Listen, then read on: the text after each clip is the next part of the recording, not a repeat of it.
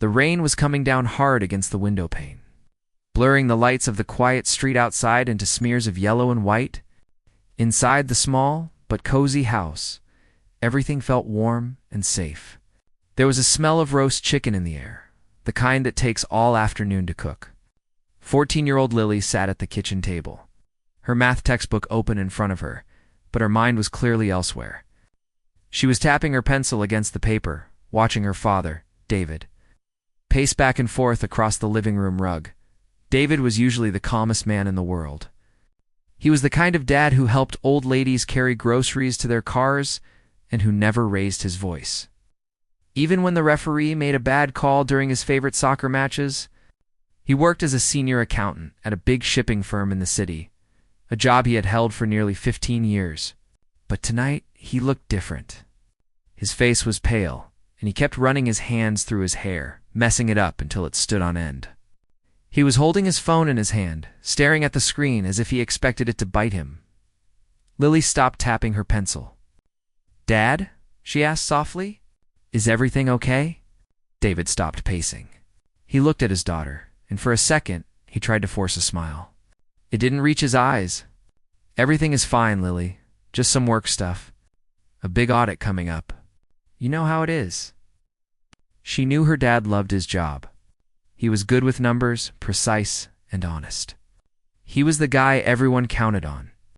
Her mother, Alina, walked into the room then, drying her hands on a towel. She looked at David, then at Lily, and the air in the room seemed to get heavier.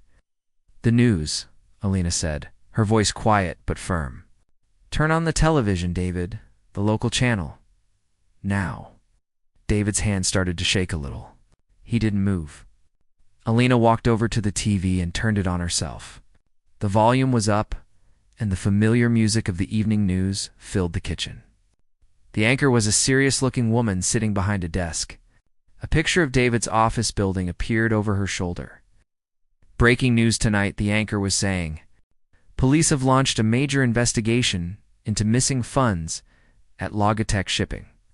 Sources say nearly $500,000 has vanished from the company accounts over the last 6 months. Authorities are calling it a sophisticated internal operation." Lily felt a cold knot form in her stomach. She looked at her dad.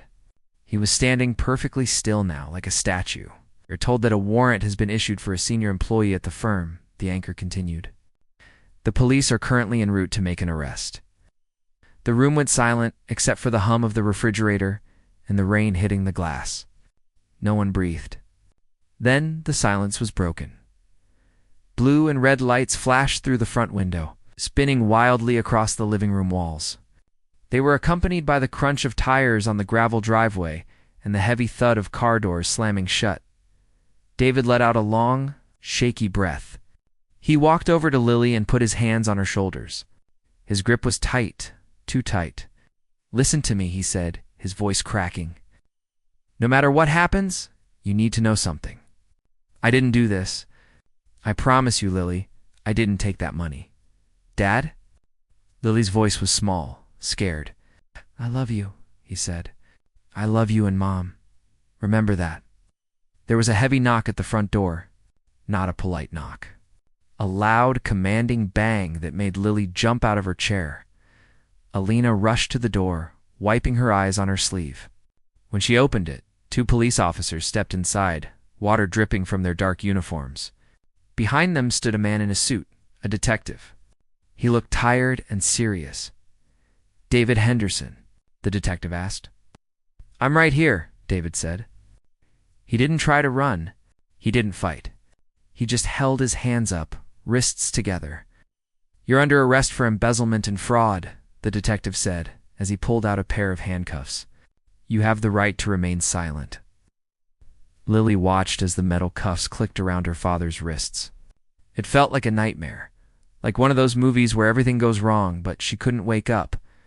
Her dad, the man who read her bedtime stories and fixed her bicycle when the chain fell off, was being led out of the house in handcuffs. He looked back at her one last time before they pushed him into the back seat of the police car. The rain was pouring down, soaking his shirt, but he didn't seem to care. The car drove away, the red and blue lights fading into the dark street. The next few weeks were a blur of confusion and fear. Lily's life turned upside down. Her mom spent hours on the phone with lawyers, her voice getting tighter and more desperate every day. The money they had saved for a vacation, for Lily's college, for a new car, it all went to bail. But the judge said the crime was too serious, the amount of money too high, and he denied bail. David was stuck in a holding cell at the county jail, waiting for a trial that was months away. At school, it was even worse. Lily used to love going to school. She had good friends and liked her classes. But the news had spread fast. Local accountant arrested for massive theft was the headline on the newspaper that everyone seemed to be reading. In the hallways, people whispered when she walked by. Her friends stopped sitting with her at lunch. One boy in her history class, someone she thought was nice, made a loud joke about her dad being a crook while the teacher wasn't looking. Lily had run to the bathroom and cried until the bell rang. She felt completely alone. The lawyers told her mom that the evidence was overwhelming. The digital logs showed that the money transfers were authorized using David's personal login codes. They happened from his computer at his desk. The security cameras showed him walking into the office early on the days the money moved. He's looking at 10 years. Minimum, the lawyer had told Alina in the kitchen one night, not realizing Lily was listening at the top of the stairs. Unless he confesses and gives up the names of accomplices, there's nothing we can do. The digital footprint is perfect. Lily sat on the top step, hugging her knees. She knew her dad. She knew he wasn't a thief, and she certainly knew he wasn't a mastermind hacker. He still used a flip phone because he said smartphones were too confusing. He wrote his passwords down on a sticky note hidden in his desk drawer because he couldn't remember them. There was no way he had pulled off a sophisticated digital operation. The world told her to accept the facts. The police said he was guilty. The lawyers said the case was closed. But as Lily looked down at the kitchen where her father used to sit and drink coffee, a spark ignited inside her. It was small and fragile, but it was there. If everyone said the evidence was perfect, then someone must have made it look that way. She realized that the adults were looking at the case through the lens of the law paperwork, warrants and procedures. They were looking for witnesses and confessions. But Lily understood that the truth wasn't on a piece of paper. It was trapped inside the machine her father used every day. She didn't know how she was going to do it. And she certainly didn't know if she was smart enough. But she knew one thing for sure. She was the only one who was willing to look closer. The house felt too big and too quiet all at the same time. With David gone, the silence in the evenings was heavy, like a thick blanket that made it hard to breathe. Lily spent most of her time in her father's small home office. It was a cramped room in the corner of the house, smelling faintly of old paper and the mint candies he used to keep in his top drawer. His computer sat there, a dark, silent screen that held the secret to why he wasn't coming home for dinner. The lawyers had already been there. They had copied the hard drives and taken stacks of papers, but they had left the actual computer tower behind, saying it was just hardware and that the real data was on their servers. They told Alina that the digital evidence provided by the company was solid. They said the logs showed David's login, his password, and his specific keystrokes. "It's an open and shut case, Mrs. Henderson," the lawyer had said, his voice tired and sympathetic. "Unless he has a twin brother we don't know about. The computer says he did it." Lily sat in the leather chair that still had the shape of her father's back pressed into it. She looked at the keyboard. She remembered watching him type. He used 2 fingers, pecking away at the keys like a chicken hunting for grain. Always squinting at the screen because he refused to wear his reading glasses at work. The idea that this man had orchestrated a complex, high-tech digital heist was ridiculous. But nobody wanted to hear that. They wanted to believe the machine, because machines don't lie. But Lily knew that people program machines, and people can lie. She turned the computer on. The fans hummed to life, and the screen lit up with a blue background. It asked for a password. Lily took a deep breath and typed in the only code she knew her dad used for everything, the day Lily was born. The screen flashed, and the desktop loaded up. It was cluttered with icons folders, labeled Taxes 2022, Soccer Schedule, and pictures of the family dog. The prosecution had given the defense team a massive file. a digital dump of all the supposed evidence against her father. Lily's mother had asked for a copy on a USB drive, thinking it might help them understand what was happening. Lily plugged the drive into the side of the tower. It contained thousands of pages of code and time logs. Lily wasn't a computer genius. She was 14. She knew how to use social media, how to Google homework answers, and how to fix the Wi-Fi when it stopped working. She didn't know about complex coding or forensic accounting, but she had something the lawyers didn't. She had time. She had a desperate need to find the truth. She opened the files.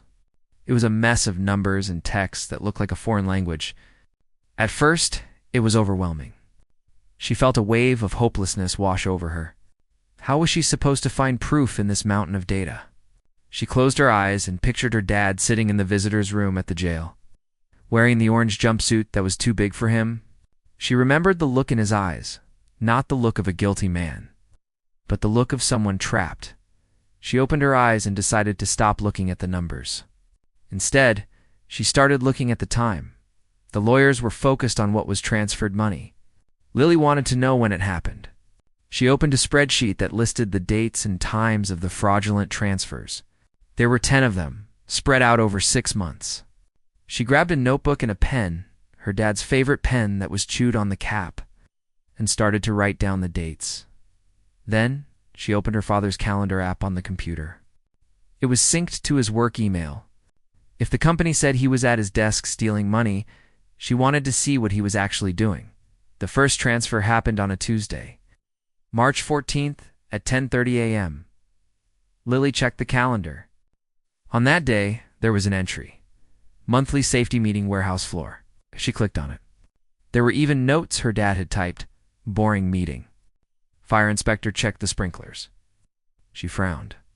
If the meeting was on the warehouse floor, how could he be at his desk in the main office at the same time? She looked at the next date, April 5th at 2:15 p.m. The calendar showed dentist appointment 2 p.m. She remembered that day. Her mom had picked him up because his tooth was hurting. He hadn't been at work at all that afternoon. The third date was even more telling, May 22nd at 9 a.m. The calendar showed picking up Lily from school sick. She remembered that day vividly. She had a terrible fever, and her dad had come home early to make her chicken soup and watch cartoons with her. Lily's heart began to beat faster. This was it. The computer logs said the transfers came from his terminal, but his own calendar proved he wasn't even there. But she knew that wouldn't be enough. The prosecution would argue that he set up the transfers to happen automatically before he left. They would say he programmed the computer to do his dirty work while he had an alibi. It made him look even more cunning, not innocent. She needed to know who was actually sitting in his chair. She spent the next few weeks turning her room into a detective's office. She ignored her homework. She stopped texting her friends who had mostly drifted away anyway. She spent hours on YouTube watching tutorials about computer networks, IP addresses, and router logs. She learned that while a computer can be logged in, the internet connection has to come from somewhere. Every device has a unique address, like a fingerprint. She realized she couldn't do it alone. She needed the raw data from the office network, the router logs. Her dad's computer only showed what went out, not necessarily where it came from, physically inside the building. One evening, while her mother was in the kitchen making a simple pasta dinner, Lily walked in. She looked tired. There were dark circles under her eyes, and she looked thinner than usual. "Mom," Lily said, her voice hesitant. "I need to ask you something about the evidence," Lena sighed, stirring the pot. "Lily, please. The lawyers said we shouldn't dwell on it. We just have to wait for the trial." "But Mom, the lawyers are looking at the wrong thing," Lily said, stepping closer. "They're looking at the money." "I'm looking at the time. Dad wasn't at his desk when those transfers happened. I checked his calendar." Alina stopped stirring. She turned around and looked at her daughter. "Honey, the company says he was. Or they say he used remote access." "He didn't know how to use remote access, Mom, you know that." "He couldn't even figure out how to stream movies on the TV without help," Lily said, her voice rising with frustration. "I need the internet logs from the office. The defense team has them, but they probably haven't looked at them because they are too technical." Can you ask Mr. Peterson for the raw file? Mr. Peterson was the lead defense attorney. He was an old friend of the family, but he was old-fashioned. He liked paper files and witnesses in suits. Alina looked at her daughter for a long time. She saw the same determination in Lily's face that she used to see in David's. When he was trying to fix something around the house, it was a look that said, "I am not giving up." Alina nodded slowly. "I'll call him tomorrow." "I don't know if he'll give it to us, Lily. It's confidential legal stuff." "He has to," Lily said. "If there's any chance of saving Dad, it's in that data." The next day, Alina managed to convince the lawyer to share the network logs, mostly by telling him that Lily needed closure and that looking at the files might help her understand. Mr. Peterson, thinking it would just be a grieving daughter looking at boring numbers, reluctantly agreed and sent over a massive, encrypted file. When the file arrived, Lily sat down at her dad's computer. This was the moment of truth. She navigated through the complex folders until she found the router logs. It was a long list of numbers, updating every second. It showed every device that connected to the office WI-fee. She cross-referenced the dates of the thefts again. March 14th, 10:30 a.m. She found the timestamp. She looked at the IP address, the digital fingerprint initiating the transfer. It was coming from a device registered to her father, but she scrolled down to the bottom of the entry. Looking for the MAC address, the physical hardware identifier that is unique to every piece of network equipment. She didn't know what to expect, but she certainly didn't expect to see that the connection was routing through a bridge. Someone had used a specific piece of software to mask their location, making it look like it was coming from David's computer. It was like wearing a mask over a mask. Lily leaned in closer to the screen, her eyes narrowing. The mask wasn't perfect. There was a microsecond delay in the log, tiny handshake error that happened when the signal jumped from one device to another. It was so small that a normal scan would miss it, thinking it was just network lag. She traced that error back. It led to an IP address assigned to a computer on the executive floor. The account name attached to that IP address made Lily's blood run cold. It belonged to the vice president of the company, the man who had gone on the news to express his shock and disappointment in David. She sat back in the chair, her heart hammering against her ribs. The air in the room felt electric. She hadn't just found a mistake. She had found a smoking gun.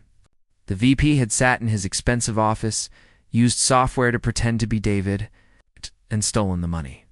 Lily looked at the pen on the desk. It was just a chewed-up piece of plastic, but right now, it felt like she was holding the key to her father's freedom. She wasn't just a scared kid anymore. She was the only person in the world who knew the truth, and now she had to prove it. The discovery sat in the back of Lily's mind like a secret she was afraid to speak out loud. Knowing something and proving it were two very different things. For days she walked around school and the house with a buzzing feeling in her chest, terrified that if she told anyone they would laugh at her, or worse, tell the bad guys what she knew. She wasn't a detective or a computer genius. She was just a teenager who spent too much time looking at spreadsheets. She decided she needed to be absolutely sure before she showed the evidence to anyone. The link she found between the stolen money and the vice president's computer was thin. It was just a string of numbers and a weird glitch in the timing. She marched into a lawyer's office with that. They would probably pat her on the head and tell her to go back to class. She needed something undeniable. She needed a footprint that couldn't be wiped away. Every night after her mother went to sleep, Lily turned her father's computer back on. She stopped looking at the money logs and started looking at the people. She created a map of the office floor based on what she remembered from visiting her dad on Take Your Daughter to Work Day. She remembered the big glass offices at the top of the stairs where the bosses sat, and the crowded cubicles downstairs where her dad worked. If the vice president had framed her dad, he must have done it from a distance, or he had physically gone to her dad's desk. Lily pulled up the security camera footage that the prosecution had included in the evidence file. Most people had watched the videos to see David looking guilty, but Lily was watching the background. On the day of the first theft, the video showed David walking out of his office to go to the safety meeting. The camera stayed focused on the empty hallway. 2 minutes later, a man in a sharp suit walked into the frame. It was the vice president, Mr. Sterling. He looked around casually, checking to see if the coast was clear. David's desk, sat down, and inserted a USB drive into the computer. He was there for less than a minute. Lily paused the video. Her heart was hammering so hard she could hear it in her ears. She zoomed in. The quality wasn't great, but she could see him typing. He wasn't checking emails, was logging in as David. But how did he get the password? She remembered the sticky note. David kept his password written on a yellow note stuck to the bottom of his desk lamp because he said his brain was too full of important things to remember a code. In the video, Mr. Sterling reached under the lampshade, looked at the note, and typed it in. "Got you, Lily," whispered to the empty room. She felt a rush of adrenaline mixed with anger. This man hadn't just stolen money. He'd invaded her father's space, used his trust, and was letting him rot in jail for it. Lily spent the next 3 nights compiling everything. She took screenshots of the video, circled the timestamps where the IP addresses didn't match, and wrote out a simple explanation of what it meant in plain English. By the end of the week, she had a folder filled with proof. It wasn't just a hunch anymore. It was a story told by data and video, a story that clearly showed a frame-up. Monday morning came, and Lily knew she couldn't wait any longer. She asked her mother to drive her to the law office after school. Alina hesitated, worried it was just too painful for Lily to be in that building, but Lily insisted. She clutched her notebook tightly in her lap the whole drive, her knuckles turning white.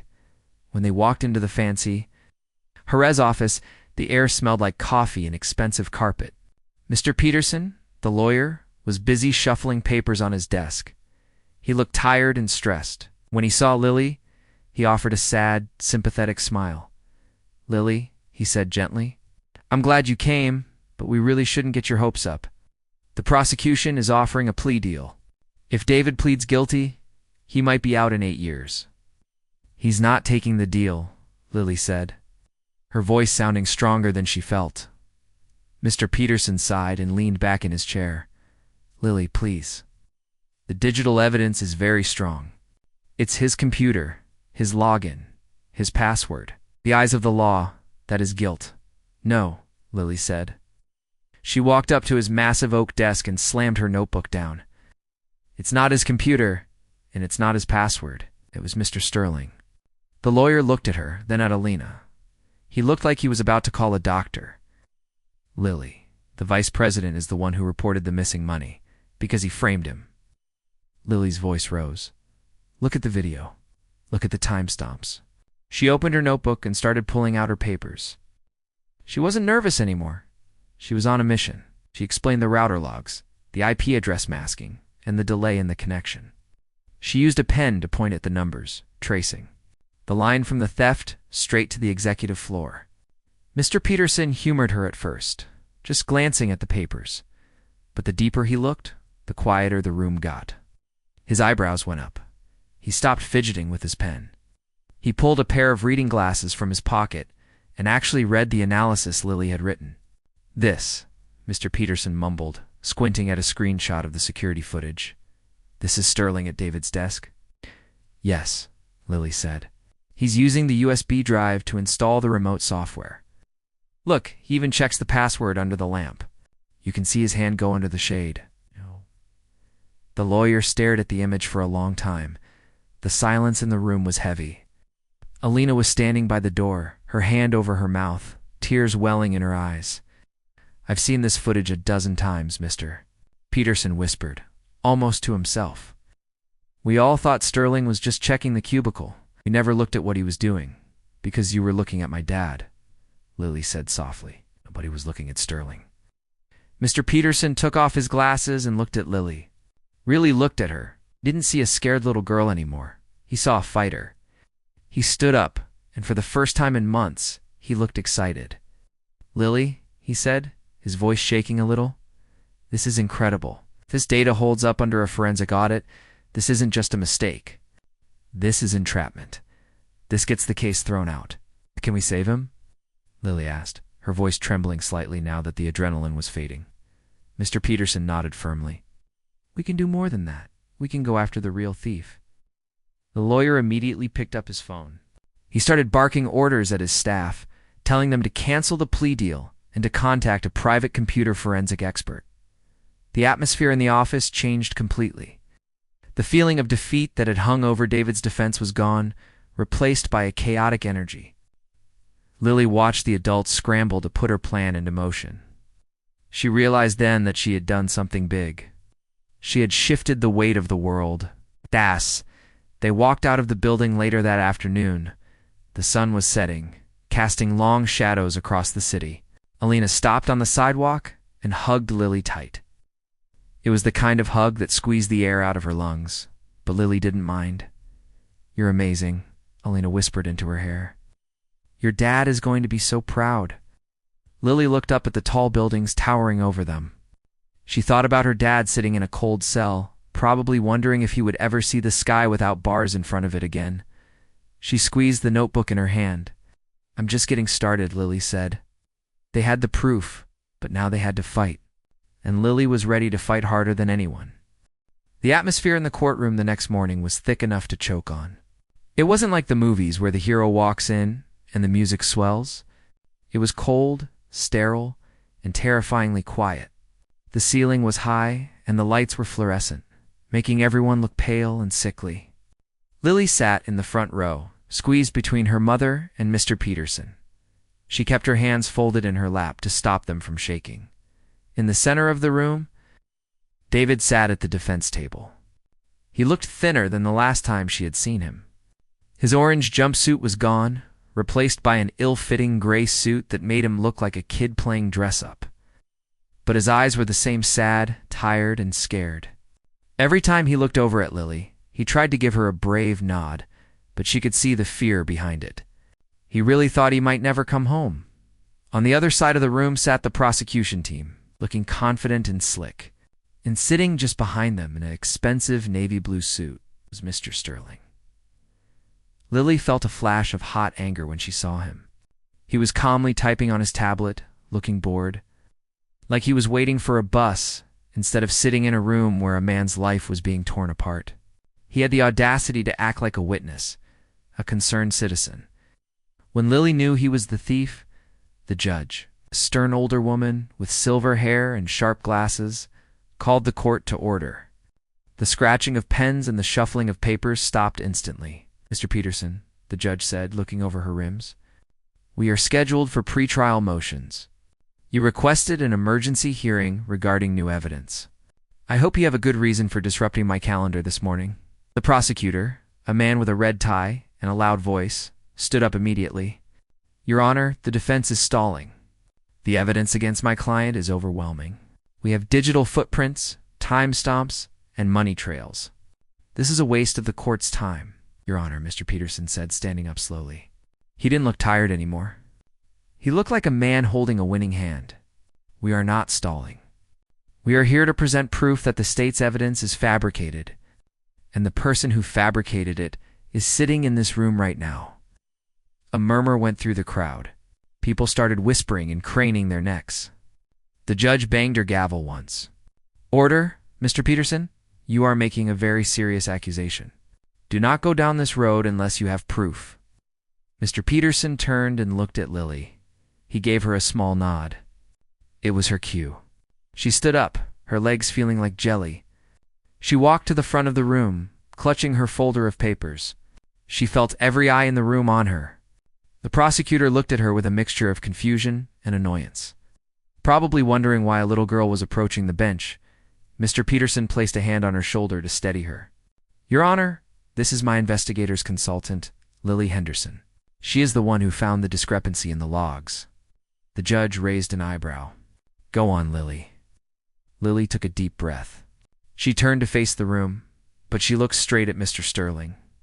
He had stopped typing on his tablet. He was staring at her, and for the first time, he looked a little nervous. "Everyone looked at my dad's computer because that's where the money went," Lily said, her voice clear and loud, surprising even herself.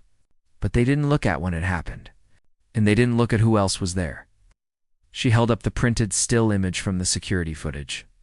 "This is from March 14th. The prosecution says my dad transferred money at 10:30 a.m., but his calendar, which is on the company server, shows he was at a safety meeting. The video shows Mr. Sterling walking into my dad's empty office, sitting down and using his computer. She slapped the image down on the judge's desk. He's not just checking emails. He's plugging in a USB drive. You can see it right there. And you can see him checking the password my dad kept under the lamp. The room exploded in noise. The prosecutor jumped up, his face turning red. Objection. This is hearsay. She's a child. She doesn't know what she's looking at. The judge banged her gavel again, harder this time. Silence. I will see the evidence. She picked up the photo, studying it with a magnifying glass. Then she looked at the technical report Lily had helped write. What about the IP address, Lily? The judge asked. The money transfer looks like it came from my dad's computer, Lily explained. But Mr. Sterling used a program to mask his location. He was on the executive floor, but he made it look like he was sitting at my dad's desk. I found the delay in the router logs. It's tiny, only a fraction of a second, but it's there. It proves the signal jumped between floors. The judge listened intently. She looked at the logs, then at the photo, and finally at Mr. Peterson.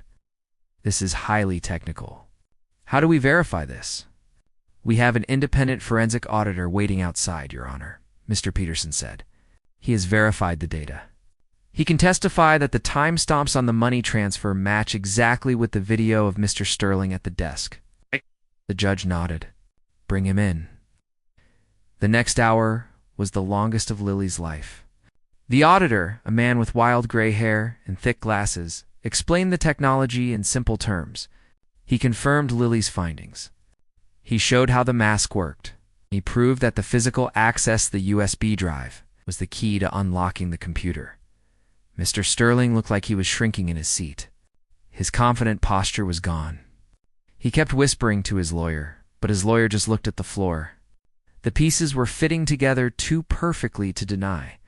When the auditor finished, the judge turned her gaze to Mr. Sterling. Sir, she said, her voice cold, do you have an explanation for why you were accessing Mr. Henderson's computer during the times of the theft? Mr. Sterling stood up. He adjusted his suit jacket and smiled a nervous, fake smile. Your Honor, I was just checking on him. He was, acting strangely. I was concerned about the company's security. You entered his password, the judge asked. I may have seen him type it, Sterling stammered. And you installed software? It was a diagnostic tool. Sterling shouted, losing his cool. He was stealing from us. I was trying to catch him. But the judge didn't buy it. Neither did the rest of the room. The logic was too twisted. You don't frame a man to catch him. You don't steal money to prove someone else is stealing. The judge looked down at her papers. She took off her glasses and rubbed the bridge of her nose. When she looked up, her eyes were hard. The evidence presented by the defense casts significant doubt on the guilt of Mr. Henderson. Furthermore, it points directly to misconduct by a member of the senior staff of the victim company. She looked at the prosecutor. I am dismissing the charges against David Henderson, effective immediately. Lily let out a gasp that she hadn't known she was holding.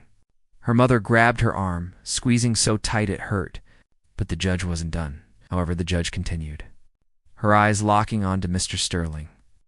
Based on the new evidence provided by Miss Henderson, I am ordering the immediate arrest of Mr. Sterling for embezzlement, fraud, and obstruction of justice. The courtroom couldn't hold back the gasps this time. Two bailiffs walked over to Mr. Sterling. His face went completely white. He didn't struggle. He just put his hands out, wrists together, and let them cuff him. The man who had stolen her father's life was now losing his own. David stood up from his table. He turned toward Lily, and for the first time in 6 months, he smiled. A real, genuine smile.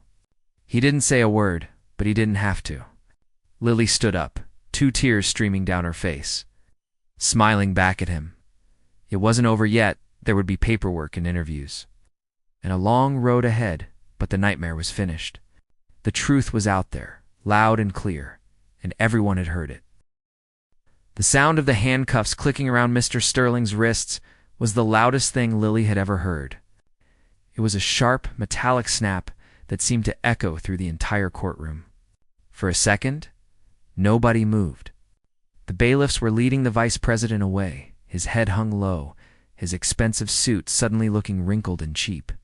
The man who had caused so much pain, who had tried to steal her father's life, was now the one in chains. Lily felt like she was floating, like gravity had just turned off. She looked at the judge, who was busy shuffling papers, and then she looked at her dad. David was standing behind the defense table, his hands resting on the wood, staring at his empty wrists. He wasn't moving. He was just staring. Then Mr. Peterson touched his arm, whispered something, and David snapped out of it. He turned toward the family section. His eyes met Lily's, and she saw them fill up with tears. He didn't run, but he walked fast, striding out from behind the gate that separated the free from the accused. Lily ran to him. She didn't care about the people watching or the bailiffs or the reporters scribbling in their notepads. She just wanted to get to him. She collided with him, wrapping her arms around his waist and burying her face in his shirt. It smelled like detergent and the old familiar scent of him. He felt real. He felt solid. "I knew it," she sobbed into his chest. "I knew you didn't do it." David held her so tight it almost hurt, his chin resting on the top of her head. "You did it, Lily," he whispered, his voice cracking. "You saved me. You saved us." Alina was there a second later, wrapping her arms around both of them, the three of them forming a tight knot in the middle of the chaotic room. They cried together, ignoring the flashing cameras of the reporters who had suddenly realized this wasn't just a boring court case anymore. It was a story. Walking out of the courthouse was a strange experience.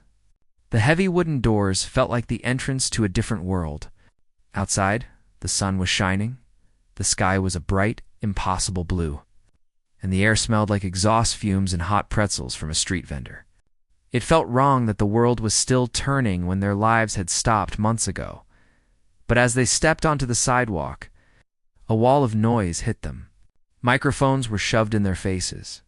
Cameras blinded them. "Mr. Henderson, how does it feel to be free, Lily? How did you find the proof? Are you going to sue the company?" David pulled them close, shielding Lily with his body. He didn't say a word to the press.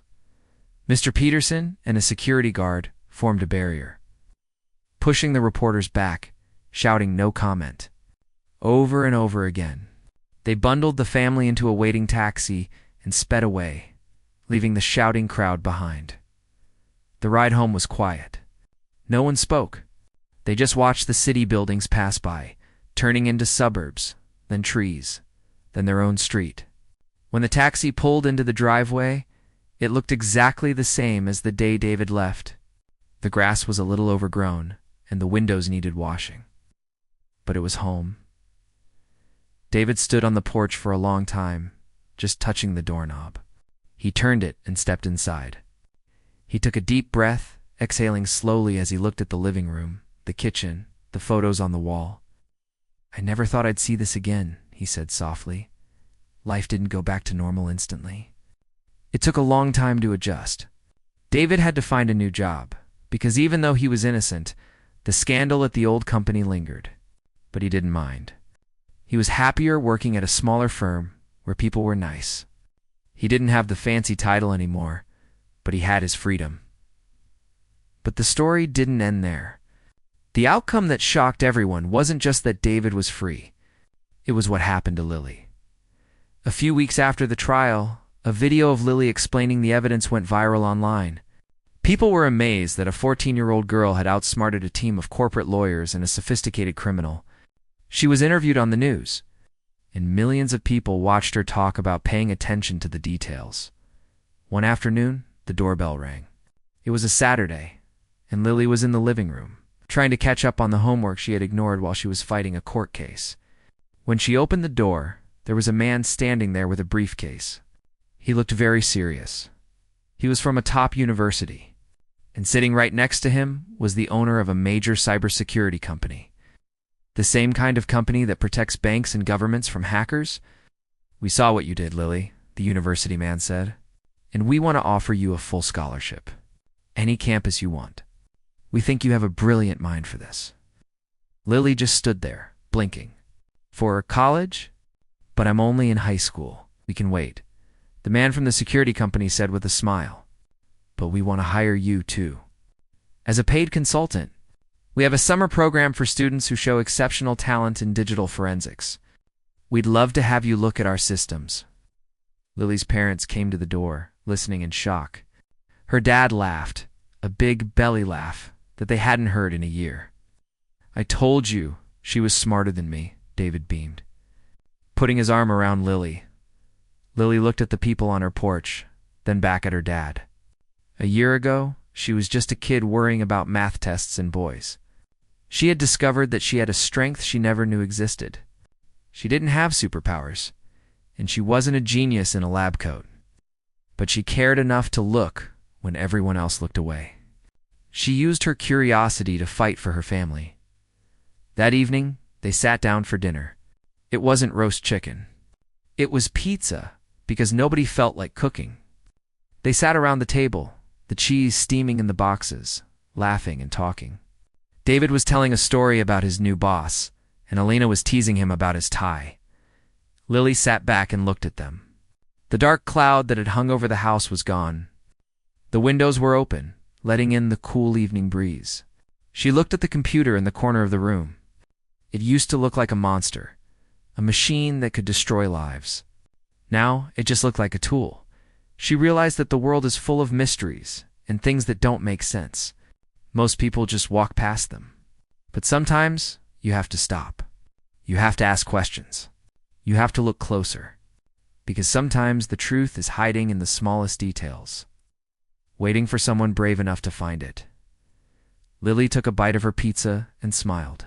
She was just a 14-year-old girl, but she had proved that you don't have to be big or powerful to make a difference. You just have to keep going, even when things seem impossible. And as her dad laughed, ruffling her hair like he used to, Lily knew that everything was going to be okay. They had fought the hard fight, and they had won. The real proof wasn't on a computer or in a courtroom file. The real proof was sitting right there at the dinner table, safe and together again.